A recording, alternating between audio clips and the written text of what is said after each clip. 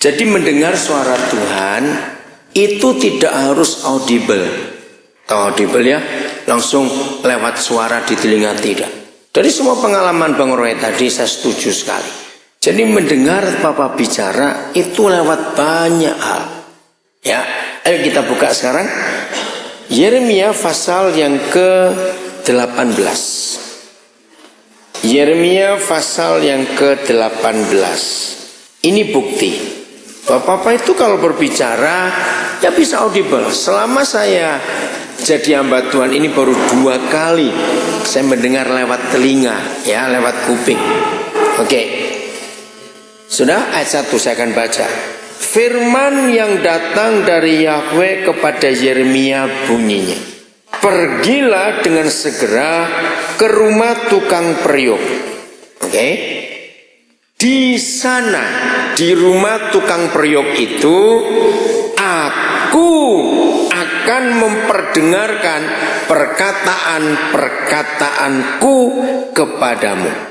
Saya tanya dulu, kalau ada firman seperti ini di sana, di rumah tukang periuk itu, aku, Bapa di surga, akan memperdengarkan perkataan-perkataanku kepadamu. Logika orang beragama, di rumah tukang periuk ada apa? Bukan. Nah, kok ada periuk? Bagaimana ini ya? Nah, Bang Roy jawab ada periuk katanya. Oke, pertanyaannya salah. Pertanyaan saya salah. Oke, gak apa-apa Roy, ya, jangan marah. Oke, pelan-pelan. Kan tadi firmannya berkata, di sanalah, di rumah tukang periuk itu, aku, Bapa di surga, akan memperdengarkan perkataan-perkataanku kepadamu.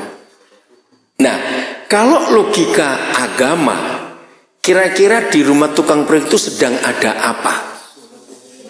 Bukan ibadah. Betul, siapa yang bilang ibadah tadi? Oi, tepuk tangan dokter gigi surah. Ada gigi sakit, datang ke dokter giginya sekarang. Oke. Nah, jadi logikanya di rumah tukang periuk ada ibadah, karena akan diperdengarkan perkataan-perkataan Tuhan. Betul? Kita lanjut. Yeremia disuruh ke sana. Lalu pergilah aku ke rumah tukang periuk, dan kebetulan ia sedang bekerja dengan pelarikan. Tahu pelarikan? Bukan, pelarikan itu saya nggak tahu. Di Tanah Karo ada orang buat gerabah tidak? Tahu gerabah ya? Apa ya? Yang dari tanah liat itu. Nah, itu ada sebuah papan bulat biasanya. Kalau zaman dulu itu diinjek pakai kaki sehingga dia bisa berputar. Nah, itu untuk mempermudahkan tangan tukang periuk itu mengolah bentukan-bentukan itu. Jadi suaranya cuma cuma itu saja, karena ada apa, roda. Ya, saya ulangi lagi ayat 3. Lalu pergilah aku ke rumah tukang periuk, dan kebetulan ia sedang bekerja dengan pelarikan. Apabila bejana yang sedang dibuatnya dari tanah liat di tangannya itu rusak, maka tukang periuk itu mengerjakannya kembali menjadi bejana lain menurut apa yang baik pada pemandangannya. Kemudian datanglah firman Yahweh kepadaku. Seterusnya saya berhenti dulu. Ada ibadah di rumah tukang periuk? Jadi Yeremia cuma ngapain? Hanya ngapain di situ? Melihat. Ternyata dengan melihat sesuatu pun ada firman Tuhan di situ. Ingat kesaksian Bang Roy tadi? Naik motor, sudah doakan pecah, malah pecah. Minta mau hujan, malah hujan. Logikanya ya minta mobil. Bagaimana cara Tuhan negur Bang Roy? Ada apa yang lewat tadi? Nah, satu keluarga kurus terus gemuk-gemuk. Nah, gemuk. Apa ada khotbah? Enggak ada. Dengan melihat sesuatu pun Tuhan bisa berbicara kepada kita semua. Asal kita mau menanggapi. Ada apa itu? Pasti. Oke. Saya mau tanya, ini ilmu pengetahuan. Siapa penemu bola pijar? Marganya apa? Bilang ginting, awas. Oke. Nah, kalian pernah ingat kapan dan bagaimana Thomas Alva Edison bisa menemukan bola pijar? Karena dia melihat sesuatu yang dia nggak tahan. Ya, dia tinggal di kota besar New York, tahun pun sudah kota besar. Dia melihat bahwa jam-jam tertentu ada pegawai-pegawai kota madya New York itu harus menyalakan obor di perempatan-perempatan jalan atau di pertigaan jalan. Dulu nggak ada, listrik sudah ada, cuma belum disimpan jadi lampu.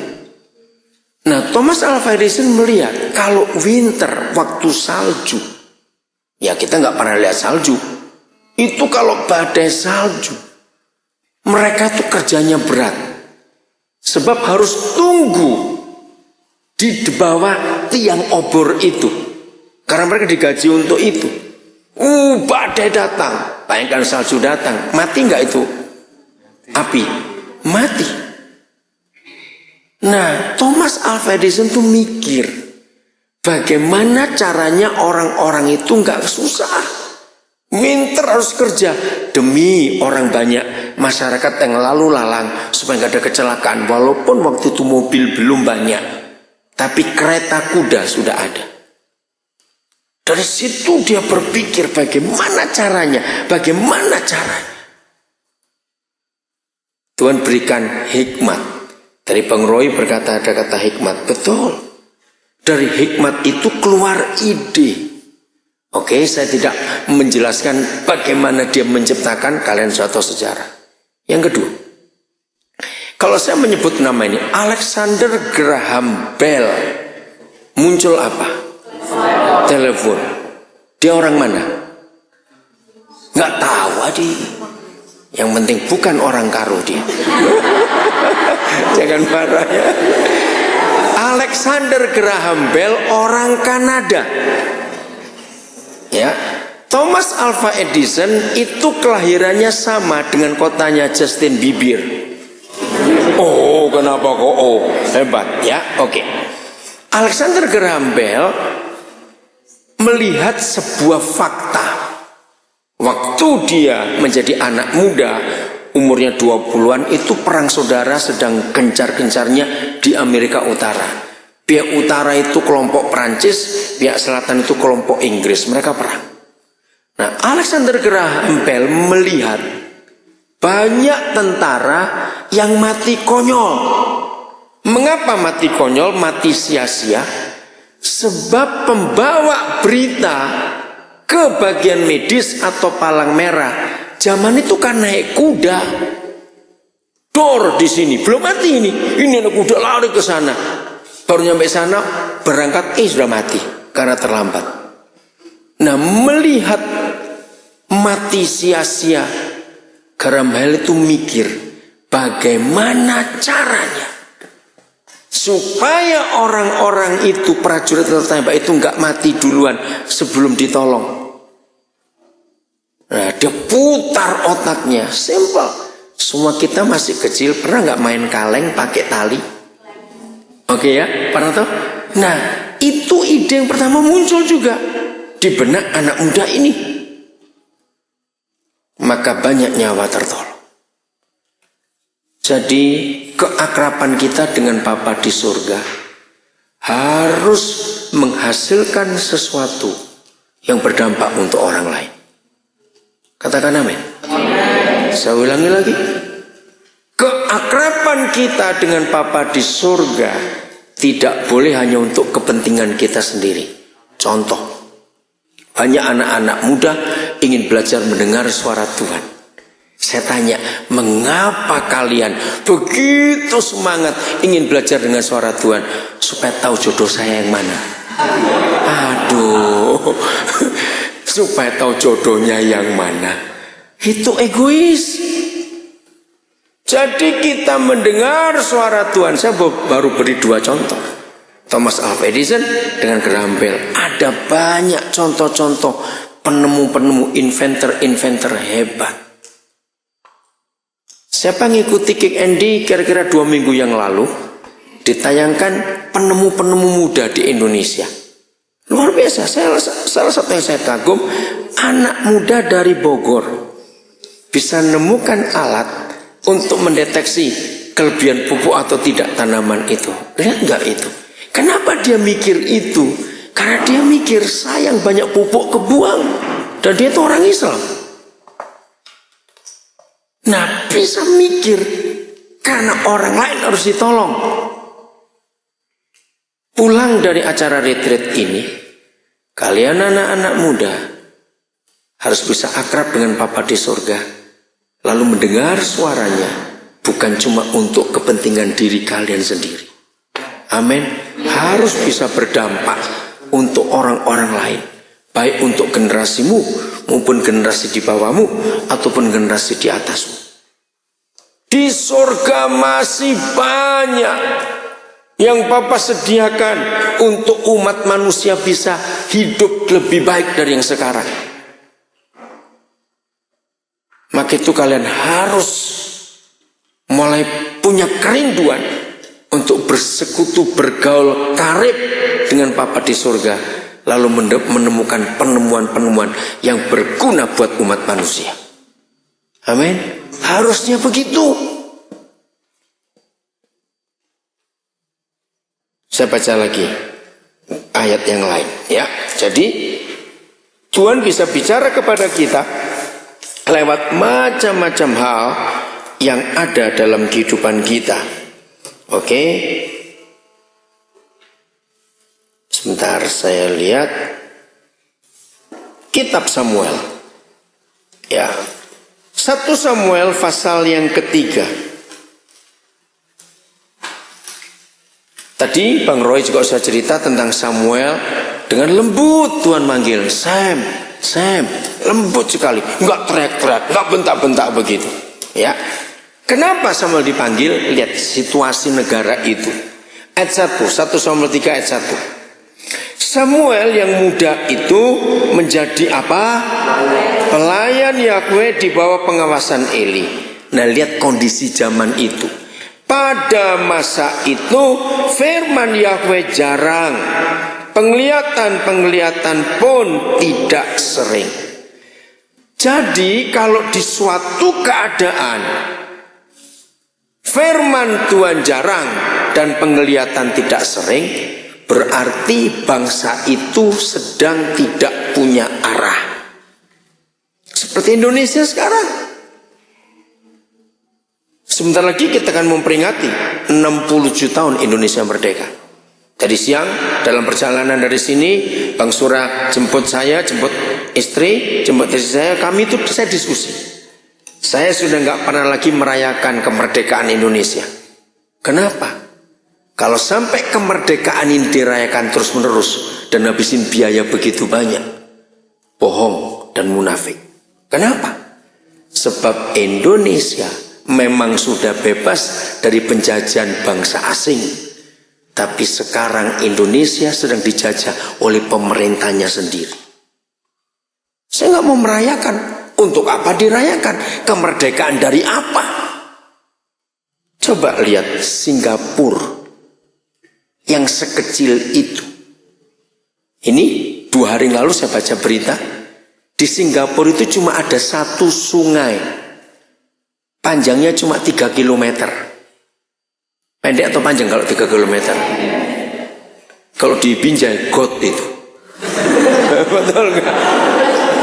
Tapi dengar, nanti akhir Agustus ini diresmikan oleh pemerintah Singapura. 3 km sungai, itu bukan sungai. Itu cuma air laut yang tembus. Karena Singapura nggak punya gunung, mau sungai dari mana? Jadi itu cuma terusan dari laut yang sebelah timur nyambung ke laut sebelah barat, kan cuma begitu. Nah itu akan diolah menjadi tempat rekreasi air oleh pemerintah Singapura.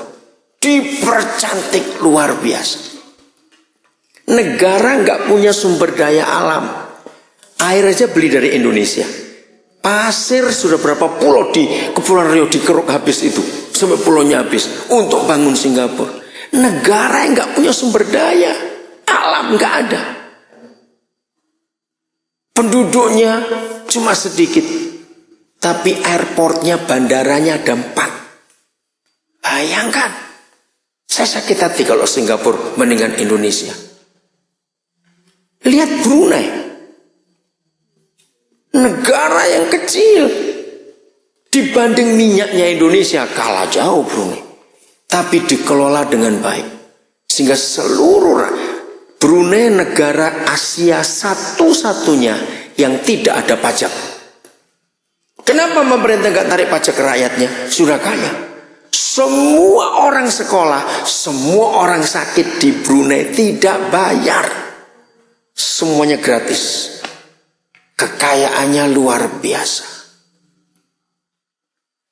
Malaysia. Kalau kalian lihat, negara cuma sepotong begitu. Betul nggak? Kan cuma sepotong kok dibanding Indonesia. Ayo. Malaysia itu berapa kalinya Pulau Sumatera? Jangan bandingkan seluruh Indonesia. Tapi lihat turisnya. Mereka jual Borneo, Kalimantan itu. Dan begitu cantik paketnya. Sampai orang-orang datang. Nah padahal yang dijual oleh Malaysia. Kan cuma berapa persennya. Pulau Kalimantan yang besar itu. Bagian utara saja. Tapi laku. Cara ngemasnya baik. Sebab pemerintahnya memikirkan rakyat luar biasa. Sedih lihat Indonesia. Bayangkan. Negara begini besar. Garam masih beli dari India. Gila nggak pemerintah kita ini? Kalian belum mengerti banyak, tapi ini kita harus tahu. Ingat yang terakhir di Jawa kekurangan kedelai. Baca nggak berita itu? Padahal negara begitu kaya dan subur. Nah, dalam kondisi negara seperti ini, diperlukan anak-anak Tuhan yang bisa mendengar suara Tuhan. Dalam kondisi negara firman Tuhan jarang, penglihatan tidak sering. Berarti negara itu nggak ada visi. Karena pemimpinnya sedang kabur matanya. Datanglah firman Tuhan kepada Samuel yang masih kecil. Bukan muda, tapi anak kecil. Jadi ngerti ya? Sebentar lagi akan istirahat. Sambil tidur, boleh menunggu Tuhan mau bicara apa. Amin. Samuel ini luar biasa. Ya, menarik sekali. Berapa kali Tuhan panggil dia berapa kali? Salah. Nah, itu betul. Siapa namamu? Ya, siapa namamu ya? Lisal. Gizal. Oh begitu. Dia betul. 4 kali. Yang ketiga kali Imam Eli baru sadar. Karena 3 kali anak ini bolak-balik. Nah saya pernah coba jadi Samuel. Saya tidur toh, Sam. Dia lari otomatis. Yang dia kira bapak angkatnya. Lari ke kamar Imam Eli. Bapak panggil saya. Enggak. Orang tua ini kok usah tidur nyenyak, dibangunkan. Susah tidur atau cepat tidur lagi? Susah. Udah. Belum lama. Sam, lari lagi. Oh pasti Imam Eli nada tinggi ini. Ini anak kurang ajar betul. Aku gak panggil. Nah, kalau saya Samuel, begitu 3 kali dipanggil, saya tutup bantal. Pasti bukan. Aku sudah 2 kali bilang tidak. Tapi anak ini luar biasa. Sam, balik lagi ke kamar Imam Eli. Begitu ketiga kali, Imam Eli yang bangun. Dia berkata, ini pasti Tuhan. Sebagai pemimpin dia sadar. Sudah lama dia gak dengar suara Tuhan. Maka itu firman Tuhan jarang. Maka itu Imam Eli berkata, nak begini. Kalau kamu dipanggil lagi, katakan begini. Samuel bingung. Baca ayat 7. Ini menarik, ayat 7. Semuanya baca ayat 7. 1, 2, tunggu. 1 Samuel 3 ayat 7. Ini menarik. Maka itu ini sebagai ayat yang terakhir untuk saat ini. Yakinkan diri kalian semua sebagai pelajar. Saya nggak tahu yang paling muda umur berapa di sini. Yang paling tua saya tahu pasti Bang Surah. Enggak. Jangan marah kamu, jangan tersinggung. Oke, kalau saya cari yang paling tua ya pasti saya di sini paling tua. Oke, yang lain peserta enggak tahu. Betul. Roy, betul lagi, awas kamu yang ngomong. Oke, terus udah, ayo baca. 1, 2, 3.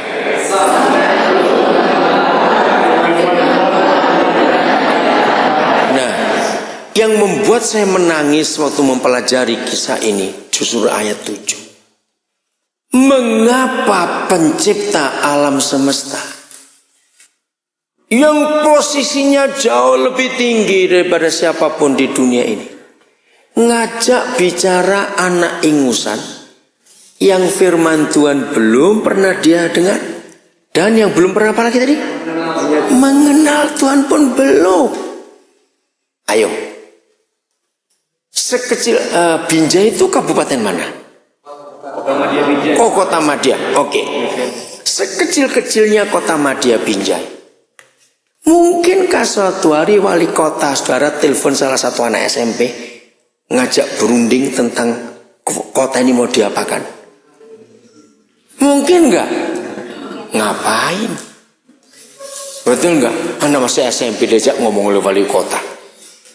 Nah, lihat ayat ini. Saya mikir betul. Mengapa yang maha besar, yang maha kudus, pencipta alam semesta, yang maha kuasa ngajak bicara anak sekecil itu yang belum kenal dia, yang belum tahu firman. Ya, saya nggak usah memperpanjang, nanti saudara baca temukan. Karena begini, ternyata di seluruh Israel nggak ada yang bisa diajak bicara. Masing-masing rakyat dan pemimpin sibuk dengan urusannya sendiri. Maka itu nanti kalau pulang di kamar nanti baca, menarik. Akhirnya Samuel nggak bisa tidur. Tuhan datang yang keempat kali. Maka Tuhan bicara maka Samuel bicara seperti yang diajarkan kepada dia oleh bapaknya. Ya Tuhan, ini hambamu. Tapi dia ngerti Tuhan yang mana. Ayo logikanya. Kalau ada anak sekecil itu diajak ngomong, kira-kira dibicarakan tentang apa? Politik? Pemerintahan? Atau mobil-mobilan? Ayo, tentang apa? Pasti mobil-mobilan. Kalau kita nanti baca, bingung. Karena Samuel diajak ngomong tentang negara. Hancurnya Israel. Hilangnya tabut Tuhan, runtuhnya bait suci. Bayangkan, apa nggak salah ngomong Tuhan ini? Lalu pagi-pagi Tuhan Eli bangun, Samuel bangun, dipaksa bicara. Sampaikan nak, sampaikan. Samuel ketakutan. Patar, siapa lagi tadi ya? Siapa yang duduk makan terakhir dengan kami berdua? Lalu saya sempat ke belakang. Nah itu aneh. Tadi habis makan kan dengan saya kotor karena makan kepala ikan dan sambal lagi. Terus langsung saya cuci tangan. Nah begitu di samping saya pikir itu peserta di retreat ini. Saya ngomong sok akrab lagi. Ternyata tertawa. Awas kamu yang tertawa kan. Awas kamu ya. Tahu ya tadi. Apa? Tulus. Awas tulus ya. Enggak ngomong. Ternyata dia peserta LPMI. Nah dia juga kaget. Lagi cuci tangan. Tahu Tuhan bicara kepada saya tentang masa kecilnya. Dia kan kaget. Saya sampai tanya, Bapak ada yang kenal dengan pembimbing saya? Enggak, saya baru tahu juga kalau kamu di LPMI. Saya pikir kamu di sini. Bayangkan. Wah, dia kaget. Oke. Selesaikan cuci tangan. Maka itu saya kasih dia tisu. Ayo kita ke belakang sebentar. Saya doakan dia. Dia kaget. Pak, itu rahasia dalam keluarga kami. Dia bilang begitu. Oke, yang penting Tuhan sudah bicara. Tuhan menyembuhkan kamu. Bayangkan. Lagi cuci tangan di situ Tuhan bicara sampai kaget saya. Saya mendengar Tuhan bicara itu gampang sekali. Karena saya terlatih mau taat kepada Dia. Untuk apa saja Tuhan bisa bicara. Jadi kisah Samuel ini sangat menarik. Apa menariknya buat kita? Ternyata yang rindu mendengar siapa, itu kita atau Dia? Tuhan yang rindu. Yang kedua, siapa yang lebih banyak ingin bicara? Tuhan atau kita? Tuhan. Dia lebih banyak berbicara. Saya akan akhiri dengan 2 cerita teman saya pendeta. Satu, dia sangat menderita dalam pelayanan. Dia gagal sampai dia berkata pada istrinya, minggu depan terakhir aku khotbah. Setelah itu aku gak akan jadi gembala lagi, gak sanggup. Istrinya cuma bisa menangis di daerah Blitar, Jawa Timur sana. Ini terjadi tahun 80-an awal yang lalu. Anaknya 2. Mereka tinggal di rumah kontrak. Istri gak bisa apa-apa ketika mendengar suaminya mau berhenti melayani. Istrinya mau terus, tapi ya bagaimana lagi. Sulit mereka hidup. Keuangan juga susah, jemaat masih kecil. Setelah ngomong itu dengan istrinya, si pendeta duduk di teras rumah sewanya. Ya, nggak ada kebun bunga, nggak ada. Taman juga tidak. Itu kan rumah sewa. Tapi di depan rumah mereka ada bunga rumput. Tahu ya bunga rumput ya, yang tumbuh sendiri itu. Sambil dia melamun, sedih, mikir bagaimana hidup ini. Tentu matanya tertuju kepada bunga-bunga rumput. Nah dia lihat ada kupu-kupu yang terbang balik lagi. Terbang balik lagi. 2-3 ekor kupu-kupu. Begitu dia lihat kupu-kupu itu, dia teriak, panggil istrinya. Waktu saya dengar cerita itu, istrinya ngomong, saya tertawa. Bayangkan, baru selesai ngomong aku gak mau melayani, tiba-tiba dia berteriak. Saya pikir stroke, dia bilang begitu. Waktu mereka saksi, aduh kami semua tertawa. Dia kencang berteriak panggil istrinya, kan kaget. Kenapa? Aku bertobat. Lu kenapa? Kan kaget. Tidak ada kebaktian, gak ada KKR, tidak ada apa-apa. Baru ngomong, aku bertobat. Apa yang Tuhan bicara dengan kupu-kupu itu? Tiba-tiba waktu dia lihat itu datang, bukan suara di kuping, bukan. Seperti yang Tuhan Yesus pernah bilang, kalau kupu-kupu nggak pernah punya kebun bunga, dan bunga itu nggak kamu pelihara tumbuh sendiri, masa aku nggak sanggup pelihara kamu lebih daripada kupu-kupu itu?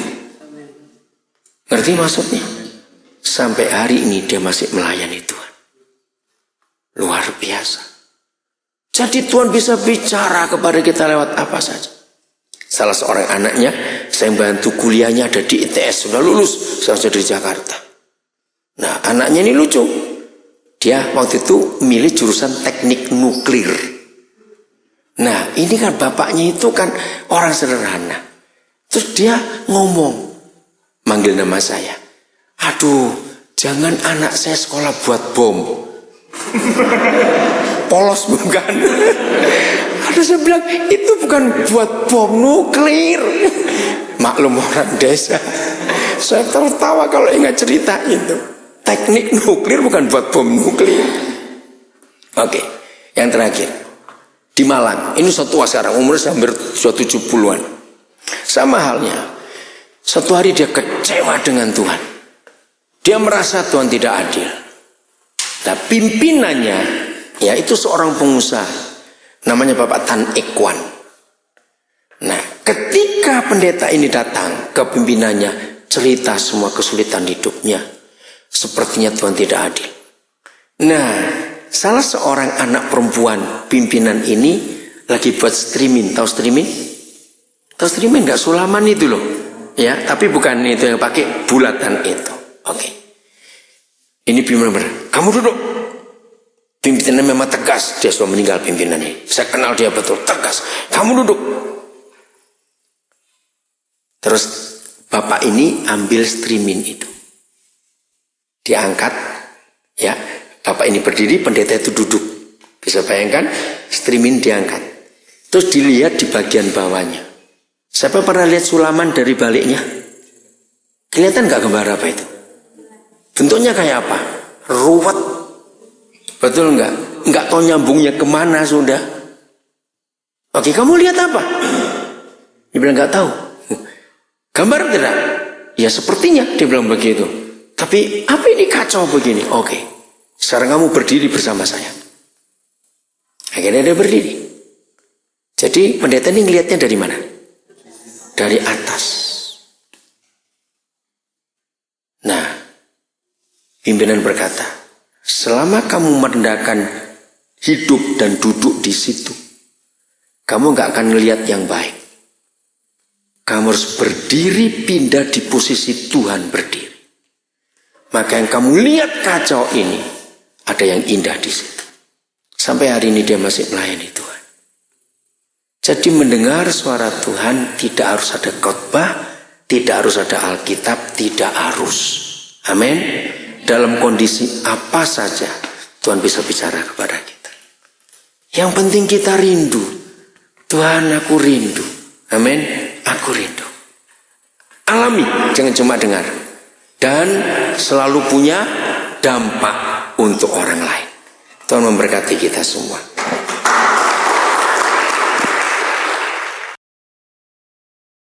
Jadi mendengar suara Tuhan itu tidak harus audible.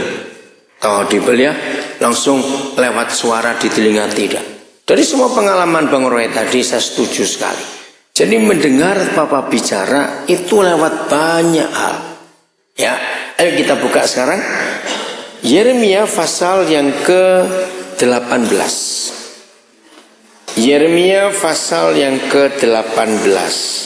Ini bukti. Bapak-bapak itu kalau berbicara ya bisa audible. Selama saya jadi hamba Tuhan ini baru 2 kali saya mendengar lewat telinga, ya, lewat kuping. Oke. Sudah, ayat 1 saya akan baca. Firman yang datang dari Yahweh kepada Yeremia bunyinya, pergilah dengan segera ke rumah tukang periuk. Oke. Di sana, di rumah tukang periuk itu, aku akan memperdengarkan perkataan-perkataan